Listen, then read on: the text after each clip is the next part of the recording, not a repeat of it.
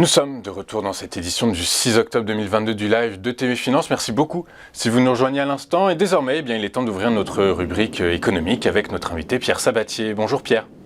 Bonjour. Bonjour, merci beaucoup d'avoir accepté notre invitation. Je rappelle que vous êtes économiste et président fondateur du cabinet indépendant de recherche économique et financière PrimeView. Pierre, inflation record, hausse des taux de marché, creusement des déficits publics, l'économie mondiale est au bord du gouffre. Le retournement de conjoncture semble être là. Pierre, est-ce qu'après 10 ans de politique économique et monétaire expansive, on peut dire enfin la crise ? Alors je ne sais pas si on peut l'espérer. Ça n'engage que vous. Maintenant, la réalité, c'est qu'on a une conjonction de facteurs qui militent pour un ralentissement économique mondial qui est déjà là en réalité. Il a déjà débuté depuis quelques temps. Il ne s'est pas totalement concrétisé partout, notamment aux États-Unis, où on fait vraiment face à une économie extrêmement résiliente par rapport aux autres. Mais clairement, on est dans une phase de ralentissement qui débouchera sur une récession de manière évidente, tout simplement parce que on ne peut pas avoir le beurre et l'argent du beurre. On a eu des planètes alignées post-crise sanitaire qui ont été absolument formidables pour alimenter une reprise, là aussi tout aussi colossale que la crise qu'on avait vécue auparavant. Aujourd'hui, les planètes sont désalignées, je dirais presque qu'elles sont toutes alignées dans l'autre sens, celui du ralentissement, des prix des matières premières qui augmentent. Même s'il faut les relativiser, on pourrait y revenir tout à l'heure, il faut faire attention aux chiffres qu'on commande, puisque on commande des chiffres annuels, en glissement annuel, c'est-à-dire par rapport à l'année passée. Or, lorsqu'on regarde l'évolution du prix, notamment des matières premières depuis 3 mois, elles n'ont pas du tout la même tendance. Mais bon, tout ça pour dire quand même que les coûts de production augmentent pour nos entreprises, ça les met en difficulté et ça met leurs marges sous pression et donc rendra plus difficile leurs investissements futurs. De la même manière, le pouvoir d'achat des ménages est rogné par l'augmentation des prix des matières premières, quels qu'ils soient, alimentaires et énergétiques évidemment, encore plus à la veille de l'hiver pour l'hémisphère nord. Donc là, on va avoir en fait des contraintes sur la consommation des ménages et tout ça dans un contexte où les taux d'intérêt pour la première fois depuis une époque presque dont on ne peut pas avoir souvenir remontent extrêmement rapidement, ce qui met sous pression les conditions de financement de tous les agents, qu'ils soient ménages, entreprises et États. Donc vous avez compris que toute cette conjonction de facteurs amène des nuages très très noirs et fait que ces nuages noirs pourraient déboucher sur un orage qui pourrait être un orage relativement violent si jamais la qualité du pilotage économique et monétaire s'avère défaillante, et on peut s'interroger sur ce point. Alors justement, vous parlez de pilotage de politique et monétaire. On est à l'aube d'un changement de paradigme, ou de paradigme macroéconomique, de paradigme monétaire, avec un peu de recul maintenant, puisque cette politique cette politique monétaire est assez nouvelle. Est-ce qu'on peut affirmer que la politique de stabilité des prix génère in fine de l'instabilité économique ? Alors, ça a toujours été le cas. Il faut quand même avoir en tête que l'objectif de stabilité des prix, lorsqu'il s'entend, on a trop d'inflation et on veut le calmer, ça s'entend toujours par de l'instabilité économique. Rappelons quand même l'aboutissement de la décennie des années 70, qui correspond à celle que tout le monde a en tête en termes d'hyperinflation. Elle a débouché sur des récessions d'une violence inouïe. Tout simplement pourquoi ? Parce que les autorités monétaires, pour pouvoir finalement faire rentrer l'inflation dans le rang, n'ont qu'une seule solution, c'est pas jouer sur l'offre. Ceux qui disent on va investir plus pour augmenter les capacités d'offre, mais c'est rêvé. C'est-à-dire que dans un monde dans lequel en fait on est en récession, en ralentissement, personne n'investit, ou extrêmement peu. Naturellement, vous investissez parce que vous avez une perspective de retour sur investissement relativement élevée, ce qui n'est pas le cas aujourd'hui. Donc la réalité, c'est que la seule manière de faire, c'est casser la demande par construction. Et c'est pour ça qu'en fait les banques centrales n'ont d'autre choix qu'augmenter leur taux d'intérêt. Donc oui, on pourrait dire que cette volonté de stabiliser les prix en période d'inflation relativement élevée, elle amène toujours de l'instabilité économique, mais surtout, mettons des mots qui sont des mots précis sur la tendance, elle amène toujours à une récession, toujours, systématiquement, parce que la seule manière de faire, c'est casser la demande. C'est pas travailler sur l'offre, c'est casser la demande. Casser la demande, quand vous savez que 55 à 70% selon les zones où on se trouve dans le monde repose sur la conso des ménages, c'est tout simple. C'est-à-dire que la conso des ménages est sous pression, l'investissement est sous pression, donc récession, la demande se contracte et naturellement le prix n'étant que le reflet du rapport entre l'offre et la demande, naturellement quand la demande diminue, les prix rentrent dans l'ordre. Donc je pense qu'il ne faut pas s'étonner de la période actuelle. J'ai presque envie de dire ça fait presque 20 ans qu'on n'a pas vécu de moment normal. Le cycle qu'on vit aujourd'hui est un moment relativement normal. Et j'en viens peut-être enfin un moment normal, oui, tel qu'on l'a pas vu, parce que pendant une quinzaine d'années, on a refusé tout ajustement. Et je crois que là où vous avez raison, c'est qu'on est probablement à la fin d'une ère où on ne peut plus faire reculer outre mesure l'échéance d'avoir une normalisation. Une normalisation, ça veut dire qu'enfin, les prix doivent correspondre à une réalité. Ça fait presque 15 ans que ce n'est pas le cas. Et quand on parle de ça, on ne parle pas que d'économie, on parle aussi de marché financier. Finalement, ça fait presque une quinzaine d'années que nos marchés financiers voient leurs prix être administrés. On est presque en URSS si on parlait des marchés financiers, puisque les prix ne révèlent pas finalement le vrai rapport entre l'offre et la demande, puisque systématiquement la demande est soutenue soit par des politiques budgétaires qui vont être en soutien à ces difficultés, soit, et le plus souvent, par des politiques monétaires qui fixaient les taux d'intérêt. En fixant les taux d'intérêt, vous fixez les prix de l'immobilier, c'est automatique, puisque je rappelle que la capacité d'emprunt est directement liée en fait à la réponse de votre banquier quand vous allez aller le voir pour aller acheter de l'immobilier. Et pour les actions, c'est de la même manière. Lorsque vous êtes le premier acheteur d'obligataires souverains, eh bien, vous libérez de l'épargne privée pour pouvoir acheter le reste de la cote, à savoir notamment des actions. Et donc vous comprenez que nous sortons de ce temps-là et donc nous commençons finalement à réapprendre à valoriser les choses telles qu'elles le devraient, à savoir les bons acteurs doivent être bien valorisés, mais les mauvais doivent être moins bien valorisés, ce qui n'a pas été le cas depuis une quinzaine d'années. Et ça s'est vu effectivement sur la croissance inexorable des marchés actions. Juste vous parlez de cycle, Pierre, vous dites qu'on entre dans un nouveau cycle. Est-ce qu'on peut de normalisation? Est-ce qu'on sait plus ou moins combien de temps il peut durer ou on n'a pas de visibilité là-dessus? C'est impossible de savoir. Je n'ai pas sorti ce matin ma boule de cristal, c'est dommage. Non, la réalité, c'est qu'aujourd'hui, c'est probablement prématuré d'imaginer qu'en fait, on soit sorti du gué. On n'a pas encore débuté la normalisation de la demande. Donc, alors c'est amusant, est-ce que c'est amusant, je ne sais pas, mais bon, en tout cas, nous, ça nous amuse, parce que nous sommes des observateurs, on va dire, attentifs de ce que font les marchés.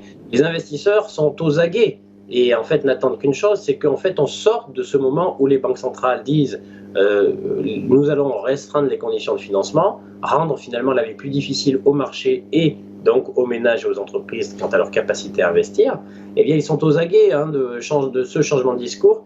Et donc ça va être alimenté par des chiffres économiques qui vont être de moins bonne facture. Mais attention, le temps économique n'est pas le temps financier. Et on considère aujourd'hui que les investisseurs vont un peu trop vite en besogne. C'est-à-dire que ça va trop vite. On n'a pas encore eu le début du commencement de la vraie concrétisation du ralentissement qu'on évoque. Il va venir. Il est déjà là, mais il va venir, il va se concrétiser par un flot de mauvaises nouvelles sur le front macroéconomique, mais aussi sur le front microéconomique. Et ça, je tiens à en dire un mot parce que ça fait bien longtemps qu'on ne l'a pas vécu. C'est-à-dire que depuis maintenant presque une dizaine d'années, systématiquement, la microéconomie, c'est-à-dire les chiffres dispensés par nos entreprises, ont systématiquement soutenu les marchés, ont systématiquement surpris positivement les investisseurs. Et donc nous avons été comme des drogués, au final, alimentés en permanence, dopés, shootés à ces bonnes nouvelles sur le front de la microéconomique. Nous sommes à la veille du début de la saison de publication de résultats pour le troisième trimestre aux États-Unis. Voilà. Et là, pour le coup, on sent bien que les anticipations de bénéfices telles qu'elles ont été imaginées par les analystes ne seront pas atteintes. Et donc là, notre vraie interrogation, c'est ça, c'est qu'en fait, évidemment, après les difficultés viendra le beau temps. Après l'orage viendra le beau temps, mais je sais qu'on est tous très pressés d'être dans le beau temps, mais pour le coup, on est plutôt au début de l'orage. Il faut trop vite en besogne sur ce plan, et donc il faut au moins se projeter jusqu'à l'année prochaine, le milieu d'année prochaine. Économie réelle, c'est difficile d'atterrir parce que ça dépendra vraiment de la qualité du pilotage et budgétaire et monétaire. Alors, très clair, justement, vous parlez du temps financier qui n'est pas celui du temps de l'économie, mais ces temps-là ne sont pas non plus celui du temps politique. Est-ce que le quoi qu'il en coûte, c'est une aberration économique ou finalement un coup de génie politique selon vous?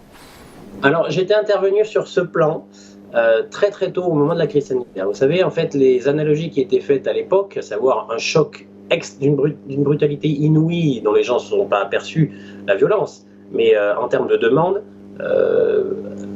faisait peser un risque systémique sur les économies de bébé qui part avec l'eau du bain. À savoir que multiplication de faillites qui entraîne elle-même des faillites d'entreprises qui n'auraient pas dû être en faillite. Les mauvais acteurs, c'est normal, les bons, non. Et donc, la notion de quoi qu'il en coûte, elle était nécessaire. Mais, et là, il y a un mais. Et c'est là où vous avez raison, en fait, de pointer en fait, la déficience du pilotage politique cette fois. C'est que le quoi qu'il en coûte, il est nécessaire pour éviter que le bébé parte avec l'eau du bain, c'est-à-dire lorsqu'on est en plein cœur de la crise. Donc le quoi qu'il en coûte, ça dure 1 mois, 2 mois, 3 mois, pas plus. On n'en fait pas une politique structurelle et pérenne. Et l'erreur, c'est pas le quoi qu'il en coûte, c'est même pas le quantitative easing. En fait, c'est logique à situation exceptionnelle de répandre de manière exceptionnelle, que ça soit d'un point de vue budgétaire ou d'un point de vue monétaire. Mais ce qui est absolument anormal et nous fait peser un risque systémique plus tard, c'est lorsque ces réponses exceptionnelles à une situation, ces réponses exceptionnelles, quoi qu'il en coûte ou quantitative easing, deviennent une réponse structurelle à une situation qui est notre nouvelle normalité. Et là, évidemment, il y a risque, il y a danger. Parce que, encore une fois, on ne peut pas contraindre la nature. C'est-à-dire que lorsque on va trop loin, déjà on a une forme d'accoutumance des agents économiques qui sont les entreprises d'une part et les ménages d'autre part, à vivre d'une certaine manière au-dessus de leurs moyens. Et ça, à terme, ça finit mal, parce qu'on prend des mauvaises habitudes. Et puis, à un moment donné, les marchés financiers aussi nous rappellent à l'ordre, et vous mettez dans une situation où vous ne pouvez plus vous en sortir. Savoir que vous avez mis le doigt dedans, et donc le quoi qu'il en coûte, si vous l'arrêtez, ça tombe. Eh bien, vous recommencez. Eh bien, le quantitative easing, c'est pareil. C'est-à-dire que si ça dure trop longtemps, et cette réponse exceptionnelle devient en fait structurelle, eh bien, dès que vous l'arrêtez, et c'est ce qu'on vit aujourd'hui, qu'est-ce qui se passe? Eh bien, les marchés retombent, l'économie retombe, parce qu'on s'est habitué à une situation qui aurait dû être temporaire. Oui, c'est comme vous le dites, hein, c'est comme une drogue en fait finalement, d'une certaine façon. Vous dites contraindre la nature, Pierre. J'aimerais revenir sur une question juste comme ça. Est-ce que les économistes des banques centrales, les experts macroéconomiques des banques centrales, en voulant contraindre l'inflation sous les 2%, n'ont-ils pas fait une erreur de calcul à l'origine? Alors, vous savez comment est fabriqué le 2%? Dire qu'il est fabriqué sur un coin de table. Pourquoi 2? Pourquoi pas 1,5? Pourquoi pas 2,5? Là, à chaque fois, en fait, évidemment, ça n'a pas de sens de fixer un chiffre dans le dur, pour une raison toute simple. Le bon niveau d'inflation est simple, hein, j'ai bien dit simple parce qu'il faut faire attention, les économistes vous présentent souvent leur matière comme une matière très scientifique, très économétrique. En réalité, l'économie, c'est simple. Ce n'est que le reflet de nos comportements de consommateurs, d'investisseurs et d'agents publics qui sont tout ce qu'on a mutualisé sous forme d'État ou assimilé. Tout ça pour vous dire que en réalité, le bon niveau d'inflation cible, c'est celui qui est adossé à notre potentiel de croissance, à ce que nous sommes. Et donc la réalité, c'est que le 2% était probablement trop faible pendant très longtemps parce que notre potentiel de croissance tournait plutôt autour de 3 à 4%. Aujourd'hui, pour des raisons structurelles que je n'aurai pas le temps de développer ce matin, alors en partie associées en fait à la transformation de nos populations et à son vieillissement, nos taux de croissance potentiels sont en train progressivement de décliner depuis déjà une dizaine d'années. Ils vont continuer de décliner, c'est vrai en France, mais c'est vrai partout dans le monde, hein, pour atteindre des niveaux qui vont tourner entre 0,5 et 1,5%. Durablement. C'est-à-dire que chaque année, ce que nous pouvons espérer de manière naturelle, au regard de ce que nous sommes, c'est entre 0,5 et 1,5% de croissance.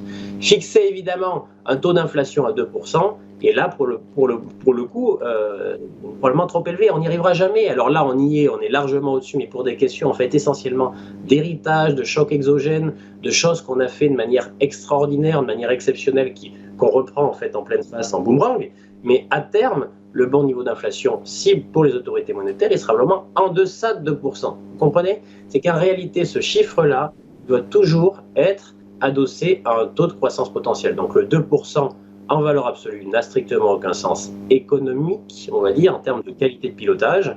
Et donc la réalité, c'est qu'il faut qu'il soit adossé à un niveau d'inflation qui correspond à notre taux de croissance potentiel. Et étant donné que nous sommes en récession pour la plupart des économies avancées, a priori, vous nous dites que du coup, les 2%, c'est une cible un peu haute, désormais. Ça sera une cible, en réalité, alors attention, hein, là les gens ne vont pas comprendre, mais comment la cible de 2% peut être haute alors qu'on a des inflations de 10%?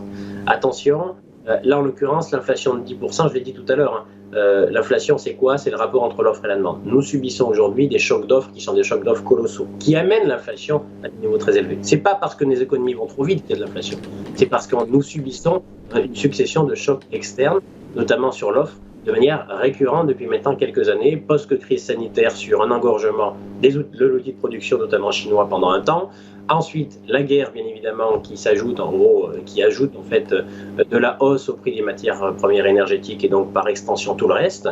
Là, en l'occurrence, on est face à un cartel, vous l'avez vu, hein, pas plus tard qu'hier, où cette nuit, l'OPEP qui nous dit « je produirai 2 millions de barils le jour pour protéger mes prix ». Là aussi, c'est un choc externe, ce n'est pas la demande qui fait que les prix vont monter, mais c'est encore un choc d'offres. Donc là, momentanément, nous devons faire face à des chocs d'offres qui amènent l'inflation au niveau actuel. Ce n'est pas la demande qui l'amène au niveau actuel. Et donc notre propos fait qu'une fois passés ces chocs exceptionnels, à horizon de l'année prochaine, on reviendra sur des niveaux d'inflation qui, attention, hein, personne ne le dit, mais pourraient d'ici le milieu d'année prochaine, second semestre 2023, être non extrêmement positifs, mais être négatifs. Et il faut faire attention. C'est-à-dire que les prix du pétrole... Déflation, encore une fois, la déflation, c'est un mouvement permanent sur les marchés. Donc non, pas déflation. Mais en réponse au niveau exceptionnel d'inflation actuelle, on pourrait très bien avoir des effets de base qui les amènent à un niveau qui serait négatif l'année prochaine, pour une raison toute simple. Les prix du pétrole étaient à 85 $ avant-hier, ils étaient à 125 $ il y a 4 mois. Là, 85 par rapport à 125, vous faites vite le calcul. Donc, de la même manière, le fait d'être passé de 60 à 125 nous explique une partie de l'inflation, des chiffres d'inflation qu'on vit aujourd'hui, voilà, ou qu'on constate aujourd'hui. De la même manière, on pourra avoir un effet rebours, même si on ne reviendrait pas au niveau initial, hein, ça c'est quasi acquis, mais on pourra avoir un effet boomerang en fait d'ici l'année prochaine, second semestre 2023. Donc tout ça pour vous dire que il faut toujours faire extrêmement attention sur ces sujets, ce qui est de l'ordre du conjoncturel d'une part, qui s'explique, hein, de manière tout à fait légitime, hein, et ce qui est de l'ordre du structurel d'autre part. Et ce qui est de l'ordre du structurel, tout à fait. Voilà, on est vraiment face à une situation où le conjoncturel l'emporte sur le structurel, mais n'oublions pas pour autant là d'où on vient et là où on va, et ça, c'est essentiellement des facteurs structurels qui nous l'expliquent. Et il ne faut pas que l'exceptionnel devienne du structurel, si j'ai bien compris. Vous avez parfaitement compris. Parfait. Merci beaucoup, Pierre. Pierre Sabatier, je rappelle que vous êtes économiste et président fondateur du cabinet indépendant de recherche économique et financière PrimeView. On va marquer une toute dernière pause dans cette édition du 6 octobre et ce sera l'heure de notre point bourse. À tout de suite sur Téléfinance.